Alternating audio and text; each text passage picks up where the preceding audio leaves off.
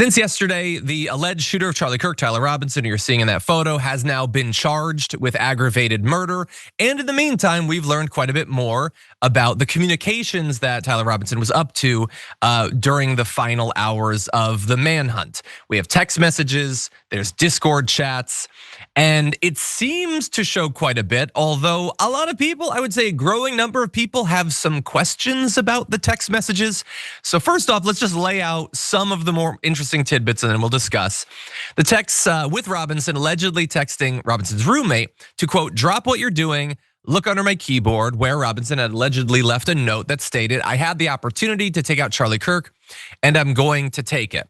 So that apparently had been pre-planted for exactly this sort of stunt, which seems a little bit strange, in particular if you're not gonna be able to go back there and your plan is to not get caught. Leaving evidence that you did it is strange, but that's apparently what was texted.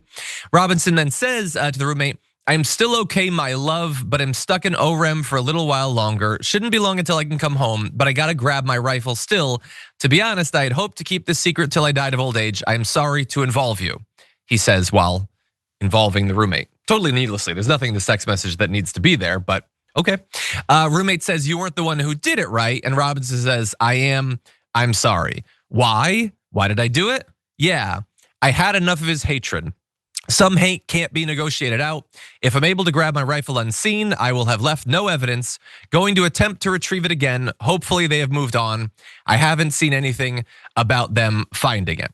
And so because we have so little actual evidence about the political leanings or motivations of the shooter, this stood out to a lot of people as, well, that's a motivation. I mean, if he's saying, well, if this is authentic, and if he's saying, it's what he perceives to be Charlie Kirk's hatred that is leading him to do that, then a lot of people jump to, well, then this is evidence that he is a leftist, which again, as I've said, I don't know, 500 times in the last week, it could well be.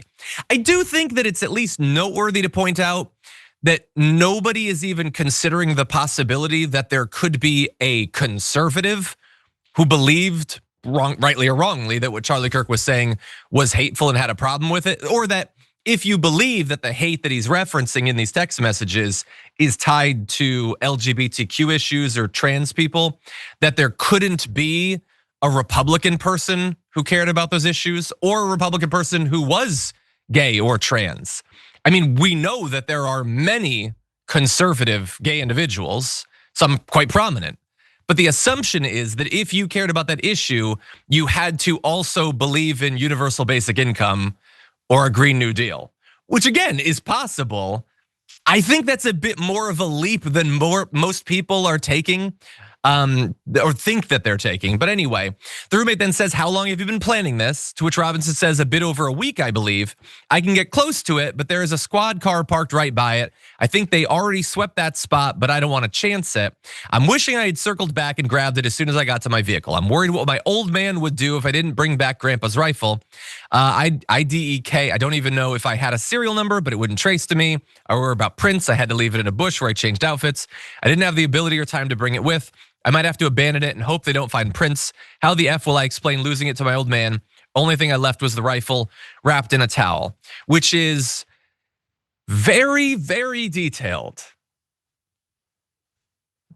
I look here. The person is allegedly on the run, hasn't probably been able to talk to anyone in a while. So maybe that's inspiring them to want to dish it all out. They have nerves, they're worried about being caught or something. Maybe they want to lay it all out. I will say there are some people who have said that the language in these texts sounds weirdly copy, like talking about sweeps and squad cars and stuff like that. But his family is cops, like his dad is a cop, right? So that doesn't necessarily seem strange to me. It's possible that he's heard all of that language or whatever.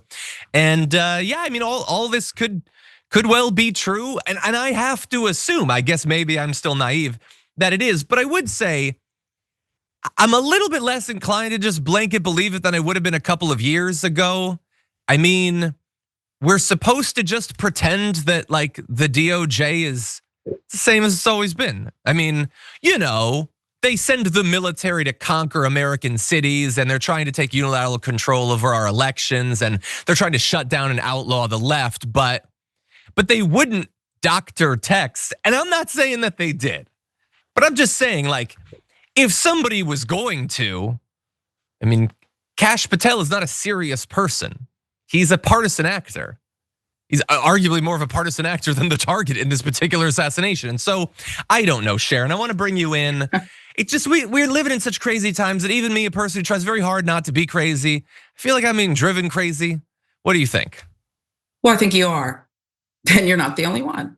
I think you're right to question everything. And I'm going to lean to trust but verify. Like, oh gosh, I'm quoting Ronald Reagan. But this is the climate we live in.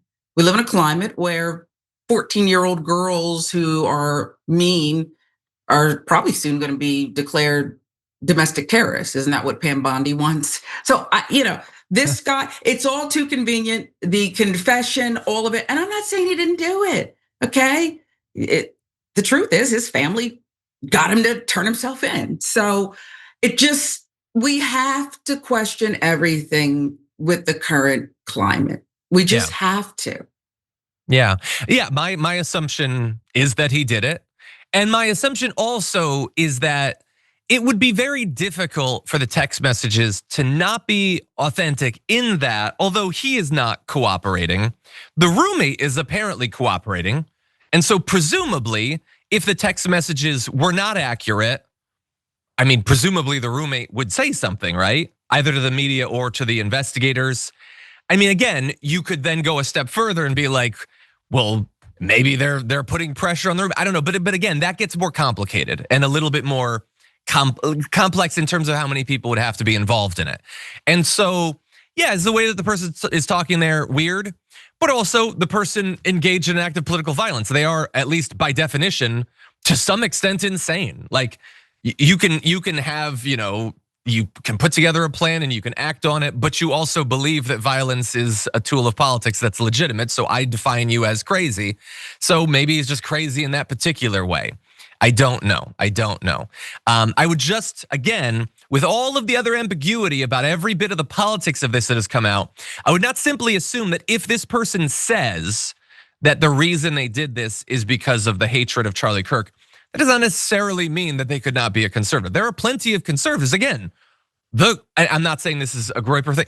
The Groypers hate Charlie Kirk. So, and there could be, again, there are conservative gay people who might not like, the gay panic going on. There's trans people that are conservative that might not like the trans panic that has dominated the right wing for the past few years. So just throwing it out there, this is nuance, which I understand is never advantaged in our American political rhetoric. And there's a very real chance that it will result in me or other people losing their jobs. So just bear that in mind.